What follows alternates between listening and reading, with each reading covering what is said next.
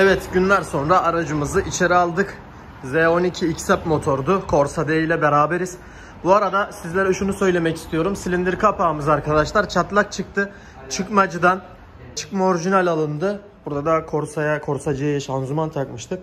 Bu da arızalı bir şanzıman arkadaşlar. Vuruntular, dişliler, bilyalar sıkıntılıydı. O yüzden komple şanzıman almıştık. Silindir kapağı çatlak çıktığı için rektifiyeciden getirdik kapağımızı. Yavaş yavaş işlemleri sizinle birlikte göstereceğiz. Aracımız hiç çalışmıyordu arkadaşlar. Bunu belirtelim, çalışmadığı için de çekiciyle karşı Başakşehir'den İstanbul Ümraniye Avrupa Anadolu yakasına gelmiş oldu. Sizlere bu aracı devam ettiriyoruz. Bunun dışında da kilometre bilgisini vermiştim video başında. Burada da 1.6 dizel Seat Leon motorumuz mevcut. Bütün parçalar bakın arkadaşlar. Burası detaylı bir video. Bundan önce atacağım o videoyu. O yüzden izleyebilirsiniz. Baskı balata debriyaj seti de değişecek. Bunu belirteyim. Bu yüzden motor bloğunu mecburen dışarıya almamız gerekiyor. Sonradan çıkan bir işlemdi. Eğer sonradan çıkmasaydı komple dışarıya motoru indirmiş olacaktık. Yavaş yavaş bunları izleyeceksiniz. Debriyaj setleri, işte kapaklar, takım aşamalarını göreceksiniz. Sorunumuz da araba çalışmıyordu. Contası da patlak ve kapak çatlak çıkmıştı. Aşırı hararetten dolayı arkadaşlar kapağın çatlak olmasının yanı sıra şuraya dikkat çekmek istiyorum. Contayı da patlatmış. İnce bir conta, aynen görünüyor baba. Ya bu tarz arızalar bize ne gibi problemler yaratır genellikle? Zaten çalışmıyordu ama. Araba çalışmaz, artık çiğ yakar. Bu gözün kompresörü buraya kaçar, bu göz buraya kaçar. Araba aptal olur, 2 silindir çalışır, patır kütür çalışır, duman atar, çiğ yakma yapar, çekiş hiç olmaz. Yani düzensiz bir çalışma olur arabada. Kapağını çıkma aldık baba. Evet. İlk bir kapak geldi, o testten geçmedi o kapak. Geçmedi. Evet. Bunun dışı peki sıfır yan sanayiler var. Çıkma orijinal mi tercih edersin, sıfır yan sanayi mi tercih edersin? Ben olarak çıkmanın ölüsü yan sanayiden çok üstündür. Neden? Şu parçadan bahsedeyim. Alüminyum döküm. Kapak da alüminyum döküm. Yan sanayide buna verilen bir sertlik oranı derecesini yan sanayiye veremiyorlar. Kapağın yanma odası çabuk sibop yuvaları çökme yapıyor. Çökünce siboplar sıkıyor. Araba yine aptal çalışıyor. Bu sefer yine kapak derdi çıkıyor arabadan. Bu arada DSG bir şanzıman. DSG evet. 7'leri çift kavrama baba. Buradan da görebiliyoruz. Bunları da zamanında değiştirin. Mekatronik değişimi arızalarını da yapıyoruz. Bunu da buradan bilgisini vereyim. Yavaş yavaş aracımızı devam ettiriyoruz arkadaşlar. Burada değinmek istediğin herhangi bir şey var mı baba? Gösterdim kısaca burada ama. hararetten dolayı sekmanların değişimini yapacağız. Evet. Şıkır. Motor blokunu dışarı alacağız. Sekman üzerinde değişiriz ama motoru niye alıyoruz? Baskı balatanın da değişmesini istedi vatandaşımız. Buraları bitirip şanzıman mı sökülmüş vaziyette. Buraya alıp baskı balata mı takalım? Burası basit olduğu için buradan başlayalım. Bloğu almak daha mantıklı. Evet, bloğu alıp çünkü baskı balata volanta ve bloka montaj oluyor. O 1-2 bir araç. Zincir sistemi var. Zinciri daha önce değiştiği için değişmiyoruz. Müşterimiz belirtti. 10.000 kilometre olmuş. Evet. O yüzden değiştirmiyoruz arkadaşlar. Buna da değinelim. Bunların önemli aparatı vardı baba. Sente çok önemliydi. Aparat olmadan kesinlikle önermiyoruz. Mümkün değil. Aparat olmadan kesinlikle sökmeyin de takmayın da. Evet. Bu şekilde devam edeceğiz. Motorumuzun bloğunu dışarıya almayla başlayacağız arkadaşlar.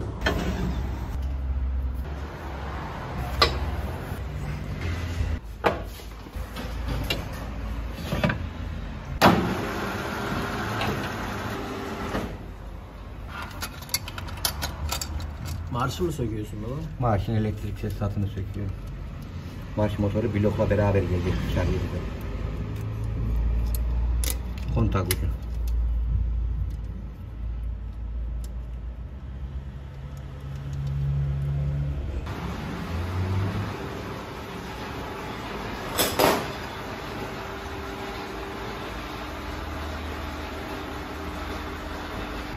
Karterin içinde motor yağı olduğu için motor yağını boşaltıyoruz. Tabii ki bunlar yenilenecek arkadaşlar. Tüm sıvılar. Antifriz akıyor bak değil mi?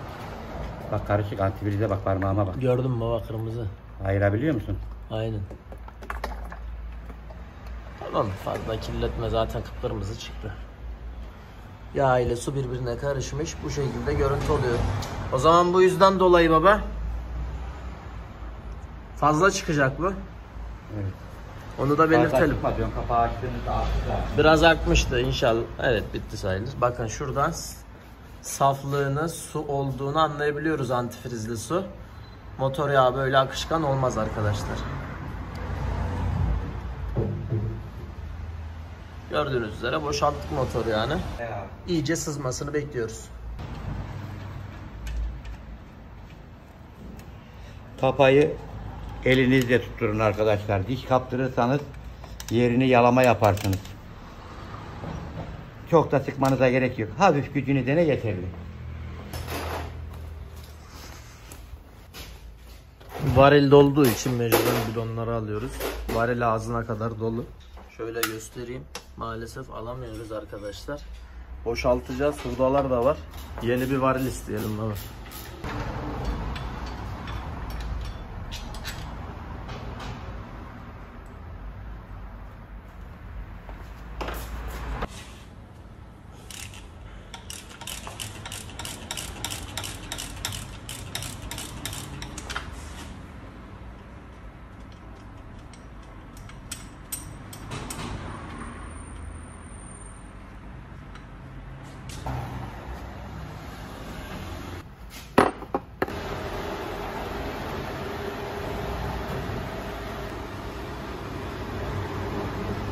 Bunlar da zincirin paletleri. Bunları tekrar kullanacağız. Müşterimiz yeni değiştirdiğini söyledi arkadaşlar.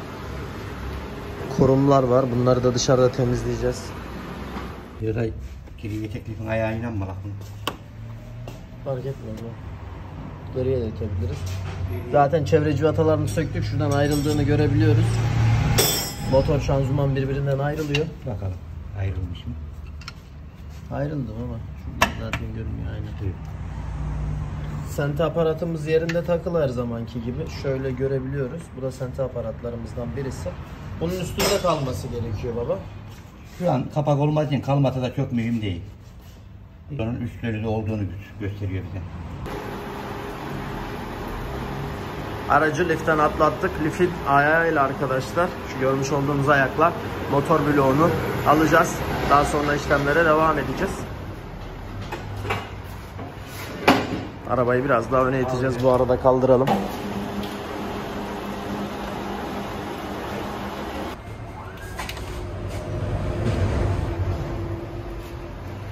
Evet, bu şekilde ayarladık. Biraz indireceğiz. Lifi tabii ki buraya dikkat etmemiz gerekiyor. Burada panelimiz var arkadaşlar. Ama bizim için yeterli olacaktır. Burası tam seviyede.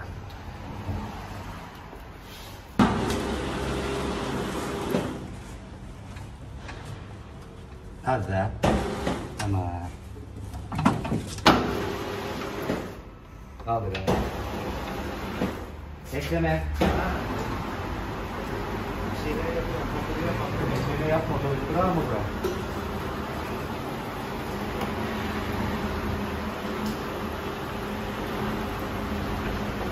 Bekliyorsun.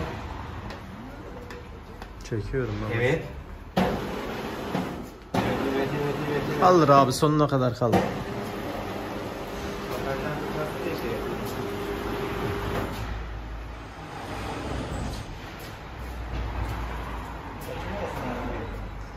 Gitmez ya. Alışık o. Debriyaj olmadı.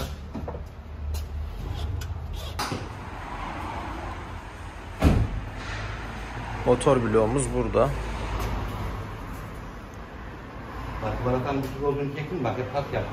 Baskı balata mı?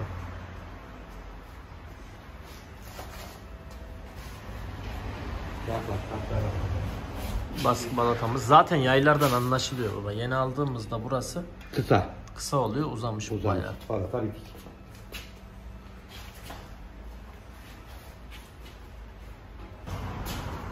Rulman da pasta. Yanık bak.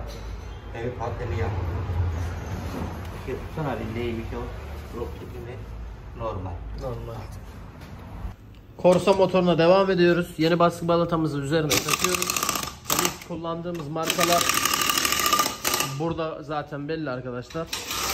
Look Repset, debriyaj ulmanında Saks kullanıyoruz. Pistonları taktık mı baba? Pistonlar takıldı. Sekmanlar arkadaşlar değişti. Şöyle göstereyim. Dışarıdayken zaten piston sekmanı göstermiştim. Aşamaları var. Yine burada da Opel'in yine devam ediyor aşamaları. Şu aparat dediğim alet şu sekmanları sıkıyor arkadaşlar. Temizlendi. Silindirler honlandı. Zaten temizliğinden anlaşılabiliyor. Bayağı bir temizledik arkadaşlar. Rektifiyeciden geldi bu arada. Şöyle tabii ki pistonlar değişmedi. Sadece sekmanları değişti. Yüzey taşlaması yapıldı. Yüzey taşlamasından sonra devam ediyoruz burada toplamaya. Çünkü artık yer kalmadı arkadaşlar. Bir motorda ön tarafta var. Bir motor burada, bir motor burada. 3 motorumuz var. Baskı balatayı çekmek istedim. Repset look olarak kullanıyoruz.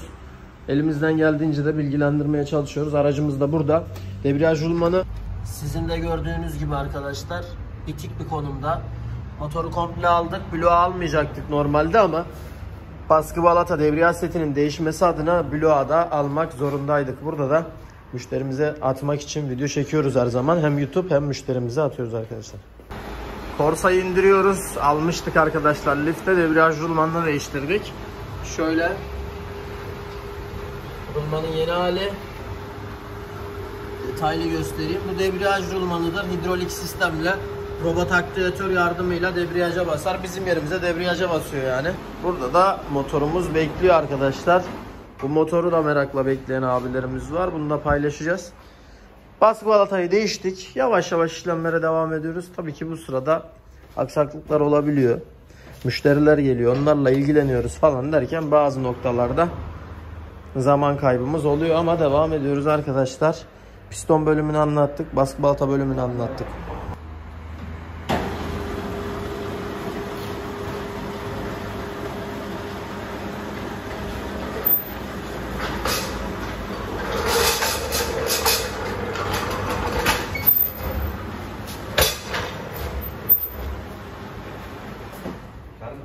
Kaldır abi.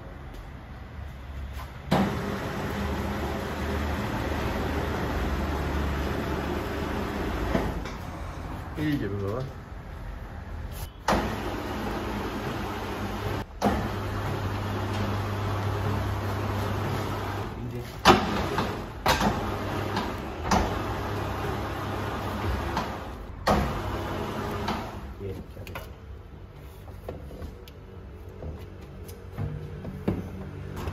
Kaldır.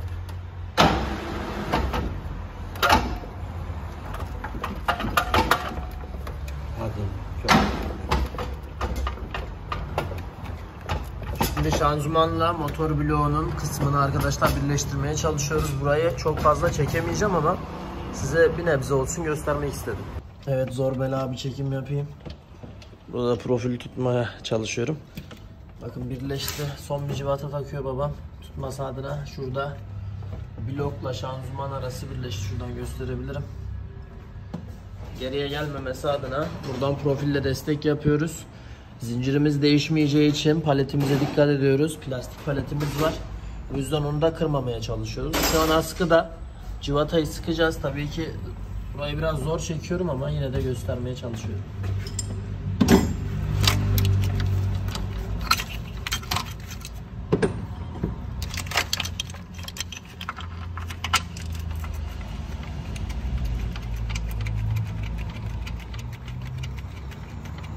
Bırak işi. Profilin işi bitti.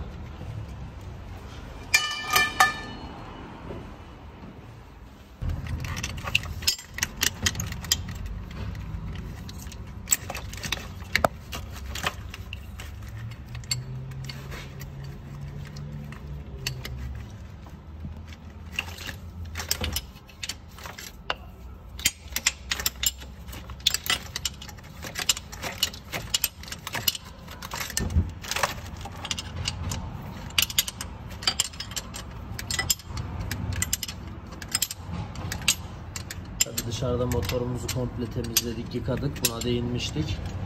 Yüzeyi taşlandı. Silindir kapağı bu arada çıkma orijinal değişti. Buna da değinelim. Contamız patlamıştı bildiğiniz üzere. Çok büyük bir hararet gördüğü için arkadaşlar kapağı çatlatıp contayı patlatmıştı. Silindir kapak contası zaten her zaman her ihtimale karşı değişiyor. Ancak bunun ince bir contası olduğu için bu araçlarda dikkat edilmesi gereken sıcaklık değerleri var. Hararette sürekli gözümüzün olması lazım. Yoksa problemler açabiliyor.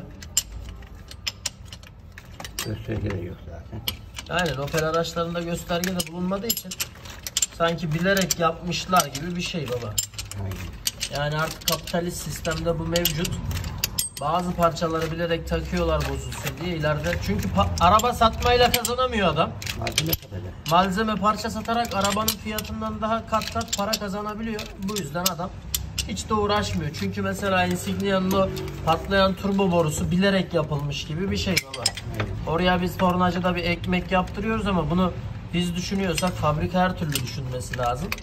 Ancak düşünmüyor. Kronik olarak haftada 4-5 kez değiştiğimiz Insignia'nın turbo borusu patlıyor maalesef. Ve insanlara da külfiyet açıyor. 1400 lira gibi bir orijinal fiyatı vardı yanlış hatırlamıyorsam. Bunlar bana göre kapitalist sistem arkadaşlar. Bilerek düzenlenmiş bazı parçalar var.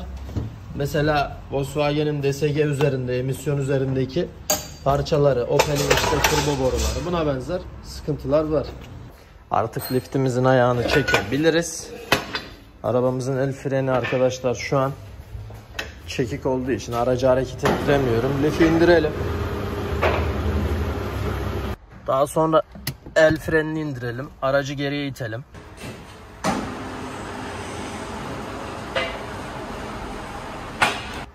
El frenini çekelim. Lifti indirmeye devam edelim. Görmüş olduğunuz gibi yine motor bloğunu yerine atmış olduk. Yine sabitledik tabii ki arkadaşlar. Motor kulağı olmadığı için sağ tarafta blok kısmını sabitledik. Alttan karteri de takmadık. Hepsini üzerinde, motorun üzerinde yapacağız. Dışarıda toplayıp atmıyoruz bu sefer. Baskı balata girdiği için motor bloğunu dışarıya çıkarmıştık.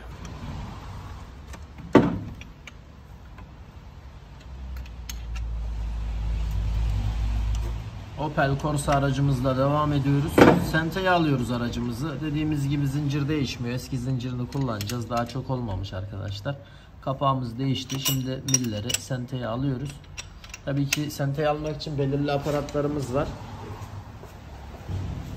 Bunları da sizle göstereceğiz sizinle beraber. Hep beraber yapacağız. Kapağımız bu şekilde üstüne koyduk. Gerekli tork değerleriyle arkadaşlar şu görmüş olduğunuz saplamalar, silindir kapak saplamaları sıkıldı. Tabii ki her zaman dediğimiz gibi silindir kapak contamız değişti. Emme manifoldunun montajı yapıldı bu arada. Temizlikleri, montajı yapıldıktan sonra devam ediyoruz.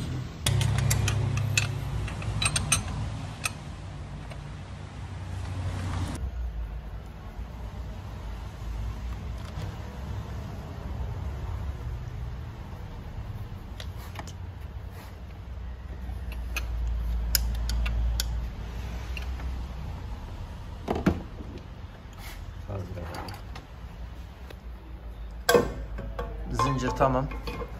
Sensör aparatımız yerinde.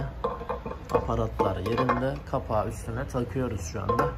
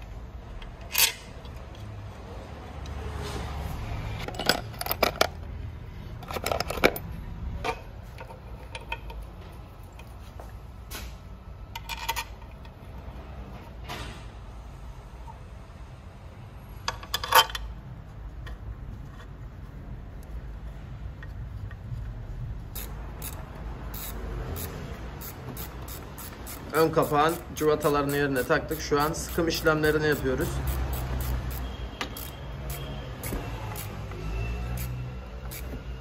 Bu kapaklarda da sıkıntı oluyor baba, değil mi? Bunlar da yağ suya karıştırabiliyor. Conta çürüyor, kapak çürüyor. Burada hem yağ hem su olduğu için birbirine karıştırıyor burada. Bazı arkadaşlar da conta yakmış diye söküyor ama alakası yok.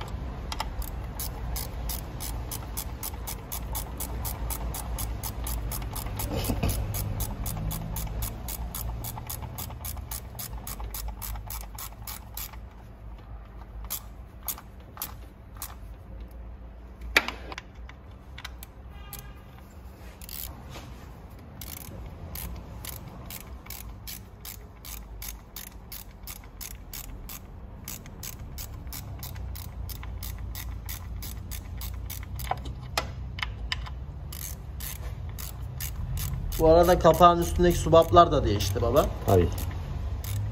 Subaplar çok iyi durumda değildi. Kapağın değiştiğini söylemiştik.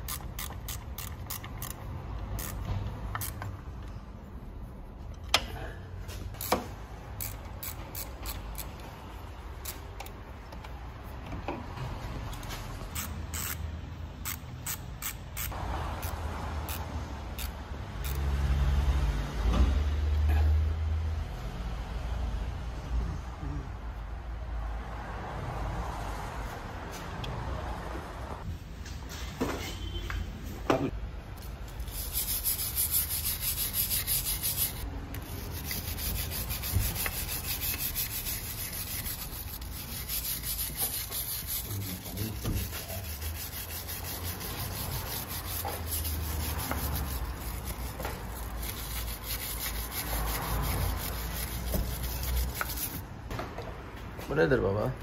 Su pompası, su devir dairemi. Her araçta farklılık gösteriyor. Evet.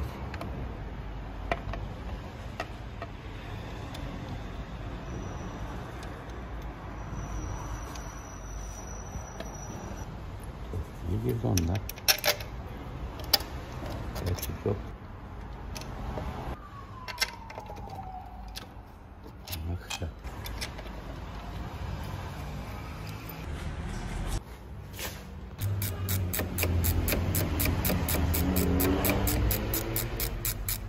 Su pompamızın montajını şimdi yapmaya geçtik. Önemli parçalardan, soğutma parçalarından birisi. Bir diğeri de termostat. Diğeri de radyatör. Radyatör, bu üçlü arasında motorun soğuma işlemi gerçekleşiyor aslında. Bunların herhangi birinde sıkıntı olsa büyük problemlere yol açar. Aynen. Conta yakabilir. Conta yakar, motor yakar, hararet yapar, her şey olabilir. Kapak çatlar. Bu araçta olduğu gibi. Şimdi devir daimi montajını yapıyoruz. Ön kapağın montajını yaptık. Zincir bölümünü az çok izlediniz. Senteyi aldık. Burada sente aparatlarından biri kranga giren aparat. Üstte eksantrik millerini gösterdik. Senteyi de gösterdik bu araçta. Tabii ki karser bölümümüz var. İçerisinden çıkan yağ az çok biliyorsunuz çok kötü bir şekilde çıkmıştı. Videomuzu ufak bir kesiyorum arkadaşlar. Bu videonun içerisinde kesit parçalar olduğu için Leon'du, Astra'ydı. Bazı video kesitlerini, bu aracın videosunu, Carter'ın balçık gibi olduğunu maalesef o videolar arasındayken silmişim. Onları attım diye silmiştim. O yüzden Carter'ın içerisindeki balçık kıvamındaki motor yağından biraz bilgi vereyim. Carter'i açtığımız zaman çok kötü bir şekilde balçık, katran, yani katı bir şekilde motor yağı çıkmıştı. Siz de izlemiştiniz. Antifrizli su şeklinde çıkmıştı. Carter'i söktüğümüz zaman, içerisini gördüğümüzde elimize yumuşak süngerimsi tarzda maalesef motor yağı bulaşıyordu. Görmüştük onu da. Yani içindeki motor yağı, Carter'in içerisindeki motor yağı katran gibi olmuştu. Onu gösteremediğim için çok üzgünüm. Çünkü video arasında silinmiş. Ben de çok üzüldüm ama yapacak bir şey yok. Buradan belirtmek istedim. Videoyu kısa bir kesmek istedim. İzlediğiniz için teşekkür ediyoruz. Bu arada da kanala abone olup bizleri desteklemek adına beğenip videomuza da fikirlerinizi, yorumlarınızı bırakabilirsiniz. Şimdi tekrar devam edelim. Teşekkürler. Yani yağ değil, balçık. Genelde bu balçık kıvamında baba. Sahte motor yağlarında da çıkıyor böyle şeyler. Evet. Balçık oluyorsa zaten sahte motor yağlarında motor yemeğe kadar gidiyor. Maalesef ayırt da edemiyor. Adam kastrol aldım sanıyor ama içindeki 100 liralık 50 liralık yağ çıkıyor. Motor yiyorlar. Ve burada birçok yeni model aracın motor yediğine şahit olduk. Dikkat edelim. Mesela petrol ofislerinden alınabilir baba. Karsolu BP'den alırsın.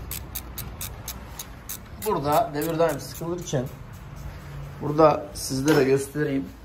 Yani halde bu külbütör kapağımız. Külbütör kapağının içerisi maalesef kötü durumda. Tabii ki bunları yıkıyoruz arkadaşlar. Contaları, külbütör contası bu değişiyor ama önemli olan burada dikkat etmemiz gereken motor yağının ne hale geldiği. Bu hale gelmesi için gerçekten aracın büyük sorunlarının olması gerekiyor. Yatak sarmaya kadar gidebilir. Yağlama sistemini yapmayınca yatak sarmaları da olabiliyor. Yine devir daimden devam edelim.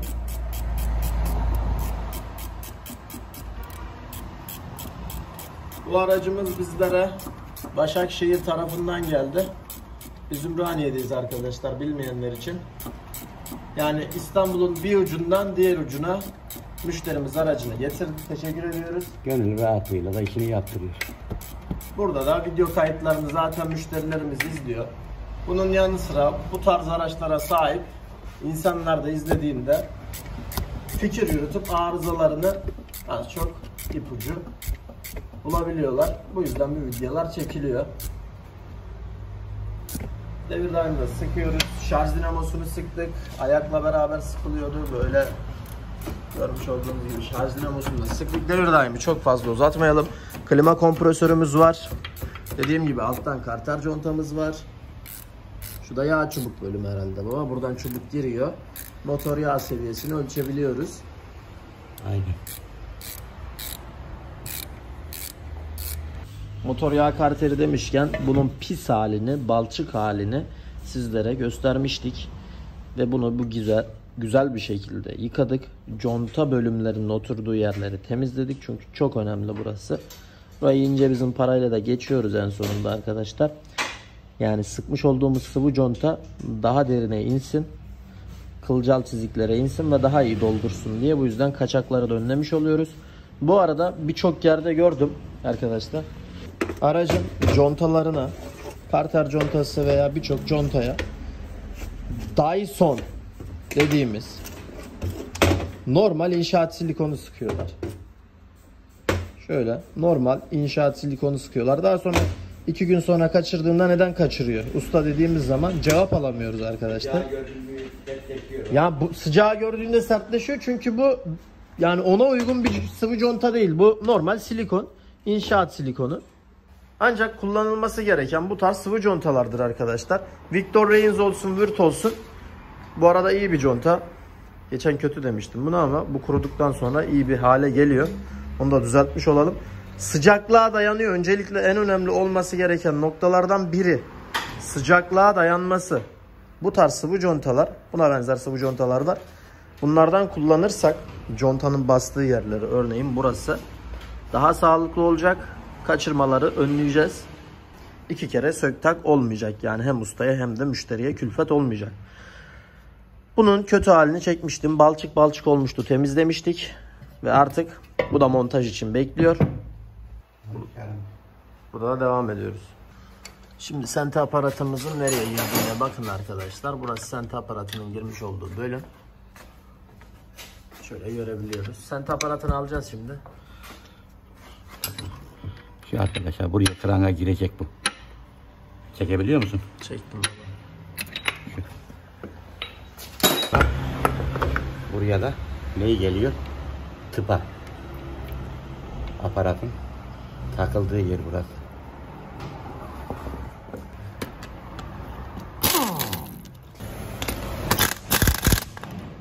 Bu kadar yeterli.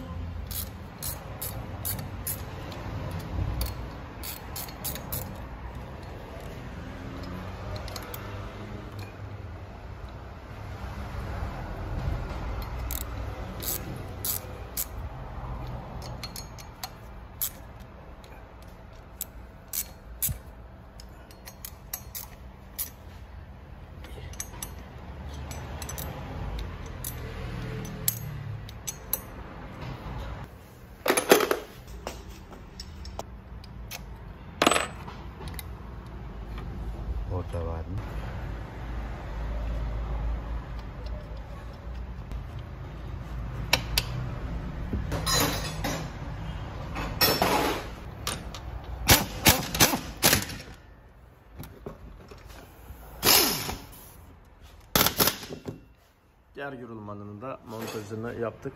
Tabii ki V kayışımızla beraber çalışıyor.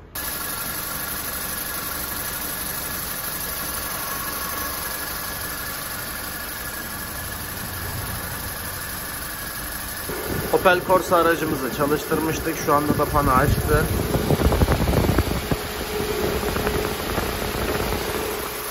Her şey gayet normal gözüküyor. Müşterimizin bize belirtmiş olduğu tam 2 sayfa liste vardı arkadaşlar. Bu listeyi size göstereyim. Pırpır ediyor demiş. Normal çalışmaya başlıyordu. Sabah yine çalıştırdığımda pırpır etti ve egzozdan duman attı demiş. Yaklaşık 5-6 dakika sürmüş. Recep Usta ile görüşüldü. Ayrıca aracım uzun zamandan beri de su eksiltiyordu. Su eksiltme problemi de çözüldü. Genel bir su kaçağı kontrolü yaparsa iyi olur. Debriyaj basıbatı değişti. Zincir yeni değişmiş demişti arkadaşlar. O yüzden onu değişmedik. Kalorifer peteğinden şırıl şırıl su sesi geliyor. Arka fren balatalarını ayar yaptık. Z-Rot'la ön amortisör yazmışlar. Ön amortisör pullarından tak tak ses geliyor. Z-Rot'un bir tanesinin körüğü patlak. Bunlar ikili olarak değişir arkadaşlar. Ön takım motor devir saatte arızalı. Onda herhangi bir sıkıntı göremedik. Ve 103.000'de de rektifiye yapıldığını müşterimiz söylemiş. Şu an aracı bitirdik. Z-Rot ve ön amortisör tarafı kaldı. Şu anda da aracımız çalışıyor. Çalışması da gayet güzel. Bu arada aracın buji ve bobinlerini de değiştirdik arkadaşlar. Çünkü dandik ve kötü markalar takılmış. Brisk ilk defa gördüm. Parçacı da bunu ilk defa gördü. Numune olarak götürmüştüm. Üstüne NGK bujiler takıldı. Delphi bobin takıldı. Şu an aracın ateşleme problemi yoktu ama yine de sağlam almış olduk. Bu bujiler olmazdı yani.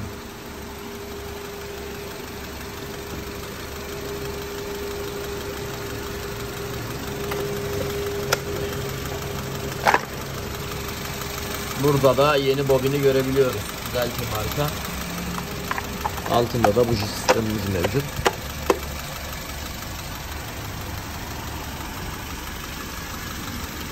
Aracın çalışması gayet güzel. İlk geldiğinde çalışmıyordu zaten. Çekici yardımıyla gelmişti. Birçok işlem yapıldı. Bunların birkaçını sizlere göstermeye çalıştık. Sadece alt takım işleri kaldı arkadaşlar. O yüzden onu da yaptıktan sonra devam edeceğiz aracımıza. Böyle genel bir gösterelim. Aracımızın kilometresini söyleyelim. 180.000. 106.000'de motor rektifiye yapılmış. Yani oradaki bujileri o vatandaşlar mı taktı bilmiyorum ama çok kalitesiz bir buji ve bobindi. Corsa D. Ama şu an aracımız çalışıyor. Duman atıyordu bu arada. Duman atması da kesilmiş. Gayet hiçbir problemi yok. Corsa D Z12 XEP yani 1.2 XEP motora sahip bir araç. Bu şekilde. Bujilerimiz.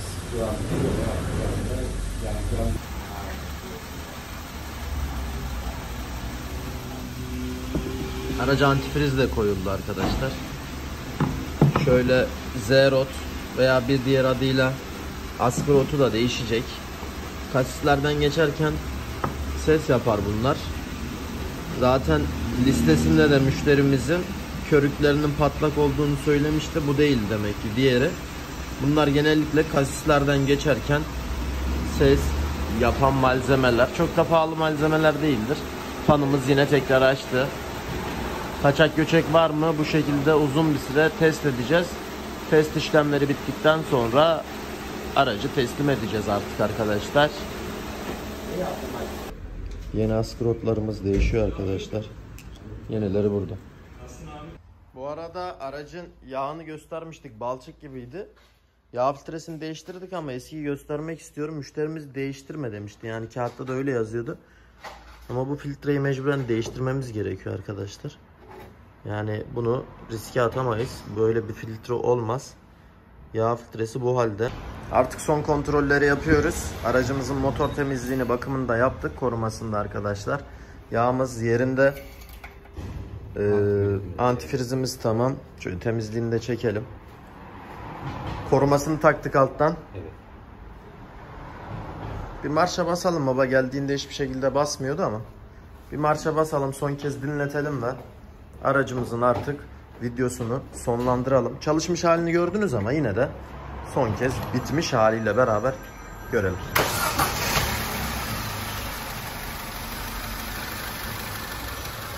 Aracımızın herhangi bir şekilde tabii ki çalıştırdığımızda yağlanması, herhangi bir eksi bir problem yaratacak lamba göstergede var mı yok mu onları da kontrol ediyoruz. Yağlanması falan yanmıyor. Yağlamayı tam zamanında yapıyor. Sadece arkadaşlar zincir sistemimiz değişmedi. Zincir ve paletler değişmedi. Buna değinelim, 5-6 bin kilometre olmuş. O yüzden değiştirmedik. Aracımız Corsa D hazır. 1.2 180 binde bir araçtı. Sizlerle beraberdik. Ve çalışmasını son kez dinleyelim.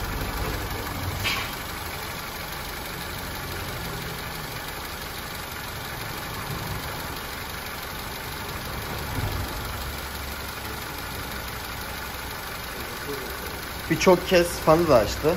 Fan açmasında da problem yok. Soğutma sistemi de gayet güzel bir şekilde çalışıyor. Antifrizini doldurduk. Aracımız tamam. Her şeyi tamam.